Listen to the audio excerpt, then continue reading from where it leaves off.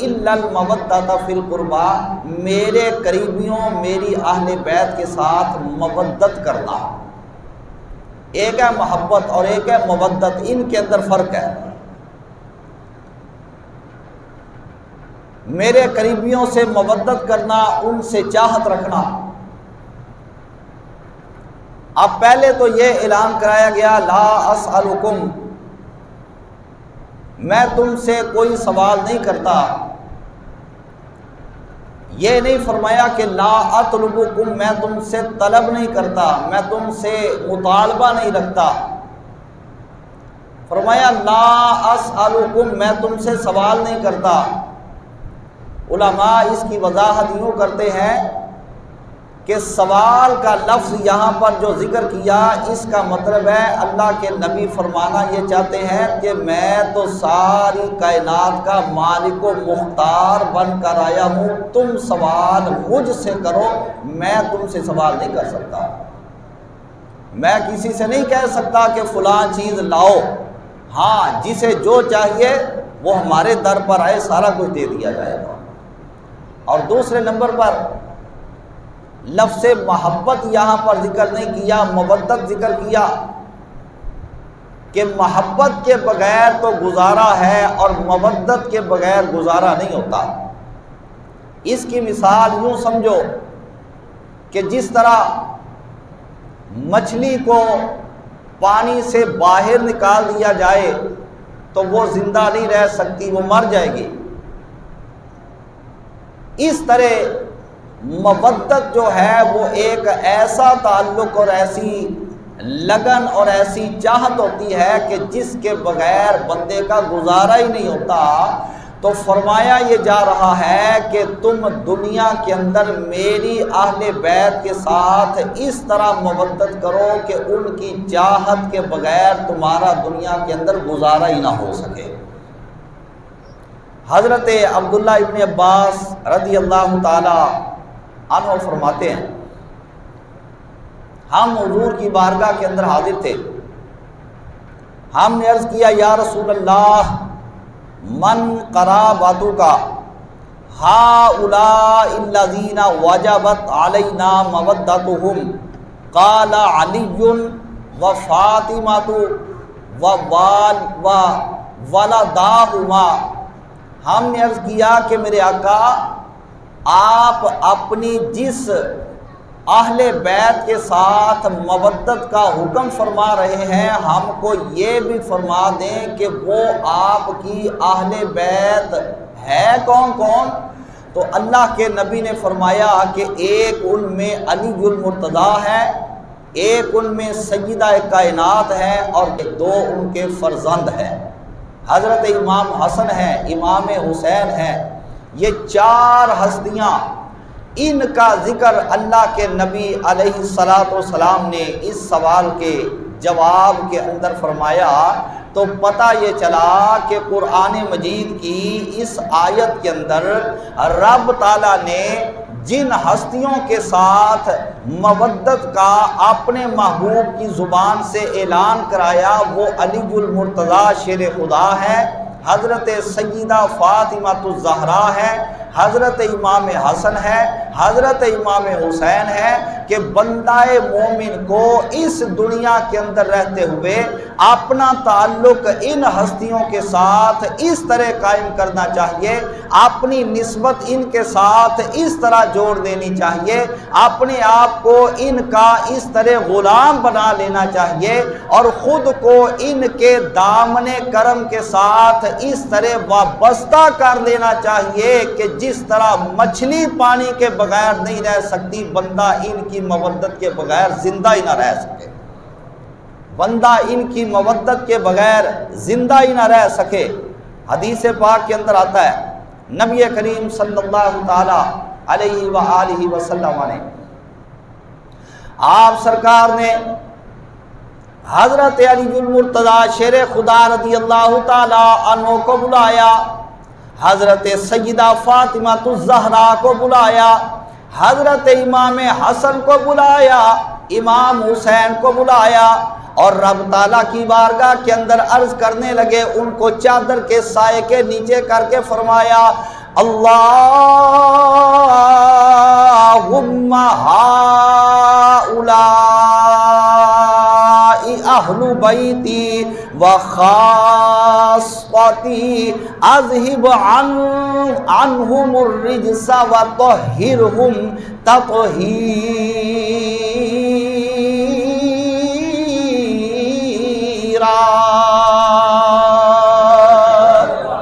میرے آقا نے ان چار ہستیوں کو اپنی چادر مبارک کے نیچے جمع فرما کر اللہ تعالیٰ کی بارگاہ کے اندر عرض کی، دعا کرنے لگے،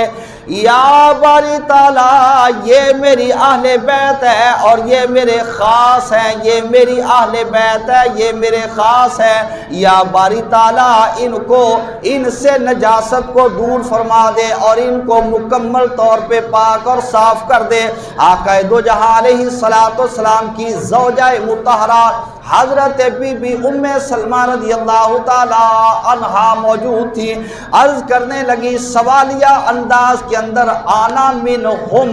یا رسول اللہ یہ بتائیے کہ کیا میں بھی ان میں شامل ہوں، کیا میں بھی ان میں سے ہوں؟ آقا نامدار علیہ السلام نے فرمایا، انک علی خیر، تو بھی بھلائی پر ہے۔ اور نبی پاک علیہ السلام نے حضرت سلمان فارسی کے بارے فرمایا، سلمان منا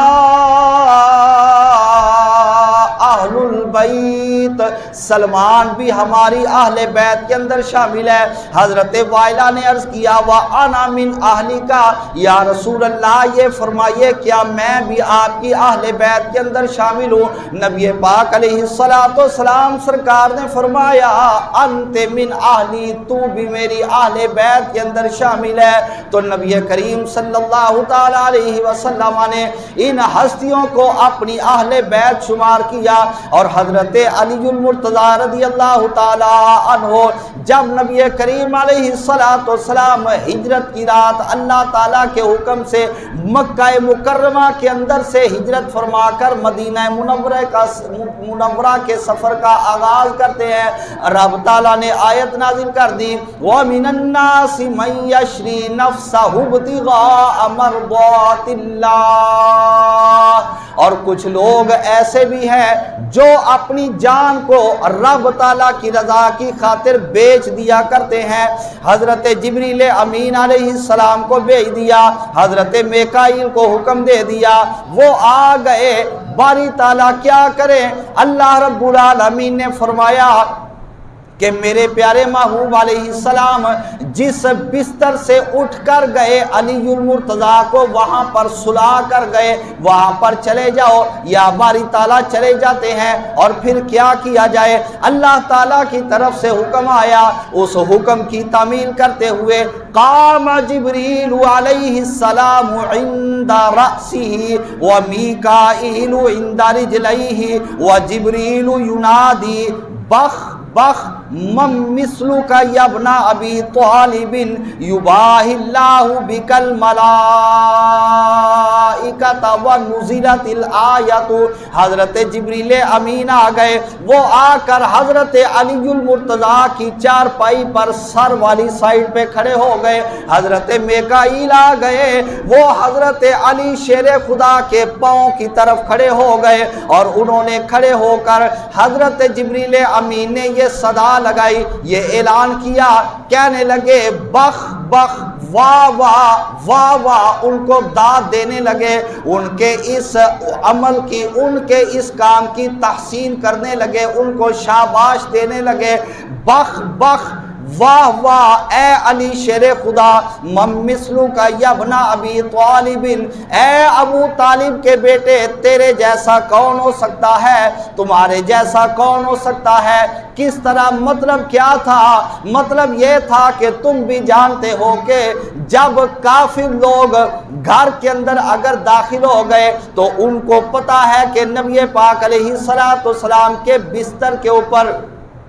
آپ یقیناً آرام کر رہے ہوں گے، تو وہ کہیں ایسا نہ ہو کہ نبی کریم علیہ السلام پر حملے کا ارادہ کر کے آنے والے وہ حضرت علی المرتضیٰ شیر خدا کو شہید کر دیں۔ واہ علی،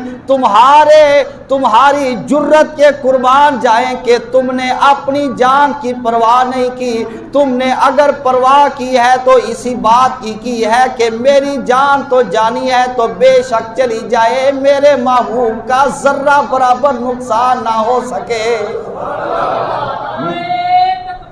اللہ اکبر،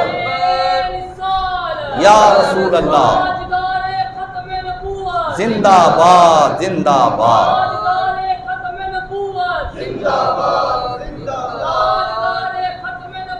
زندہ باد زندہ باد۔ میری جان اگر جانی ہے تو بے شک چلی جائے، میرے محبوب کا نقصان نہ ہونے پائے۔ اور اے علی، تمہارا یہ عمل اللہ رب العالمین کی ذات کو اتنا پسند آیا ہے، یباہی اللہ بک الملائکہ، اللہ رب العالمین فرشتوں کے سامنے اے علی تمہارے اس عمل پر ناز فرما رہا ہے۔ اے علی المرتضیٰ، تمہارے اس عمل پر رب تعالیٰ فرشتوں کے سامنے ناز فرما رہا ہے، ناز، کہ اے فرشتوں ذرا دیکھو میرے محبوب کے غلام کی جرت تو دیکھو، انہوں نے اپنی جان کی پرواہ نہیں کی، ذرا ان کی جرت کو دیکھو، ارے ذرا ان کی عظمت کا جائزہ لو، ارے ذرا ان کی شان اور ان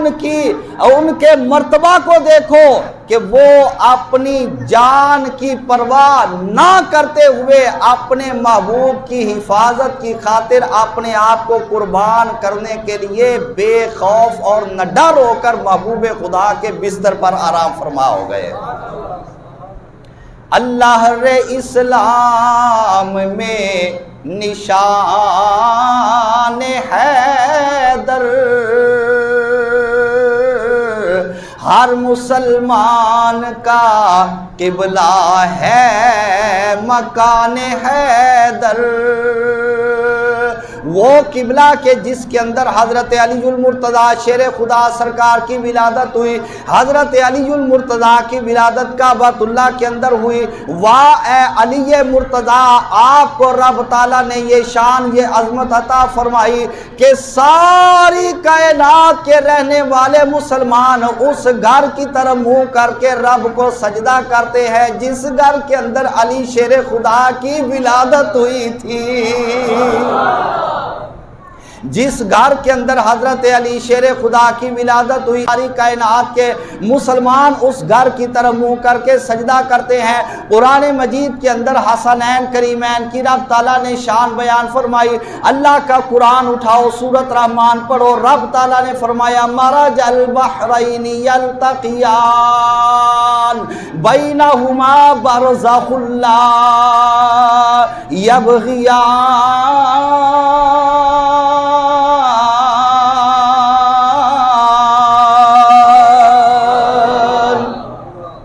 اس آیت کی تفسیر کے بارے حضرت انس بن مالک فرماتے ہیں ہوا ہے یا فاطمہ ہوا علی ہوا فاطمہ و علی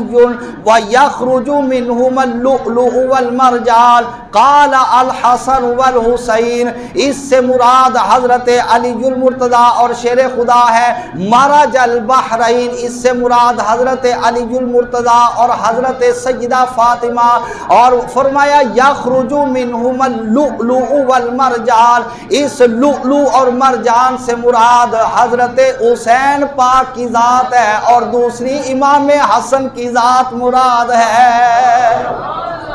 اگر کوئی بندہ ان کی شان و عظمت کا آج اعتراف نہیں کرتا تو نہ کرے، جب تک یہ دنیا باقی رہے گی، جب تک اللہ کے قرآن کی تلاوت ہوتی جائے گی، جب بھی کوئی بندہ چاہے وہ قاری حافظ ہو یا غیر حافظ ہو، عام بندہ ناظرہ قرآن مجید پڑھنے والا ہو،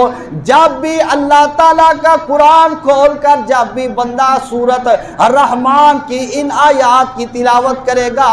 تو اگرچہ اس کو پتہ نہیں کہ یہاں پر کس کی شان بیان ہو رہی ہے، لیکن نادانستہ طور پر بھی وہ حضرت علی شیر خدا کی شان بھی بیان کرے گا، حضرت سیدہ کائنات کی شان بھی بیان کرے گا، اور ان کے ساتھ ساتھ ان کے بیٹوں امام حسن و حسین کے مقام کا بھی اعتراف کرتا چلا جائے گا۔ اللہ اکبر،